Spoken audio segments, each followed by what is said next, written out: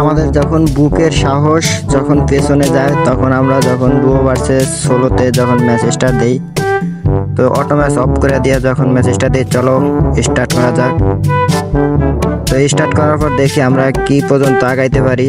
তো অবশ্যই আমরা ম্যাচের ভিতরে ঢুকে নিলাম। তো দেখতেছো লবিতে আশা করছি, এবার দেখা যাক। তো তোমাদেরকে এই ট্রিকটা সব সময় খেয়াল রাখতে হবে যে কিভাবে বুয়ে আনতে হয়। তো প্রথমত এভাবে ল্যান্ডিং করবা। তো ল্যান্ডিং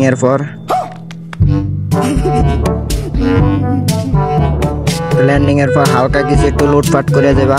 তো লুটপাট করতে করতে দেখবা সামনে কোনো এনিমি আছে কিনা, তো এদিকে একটু খেয়াল রাখবা।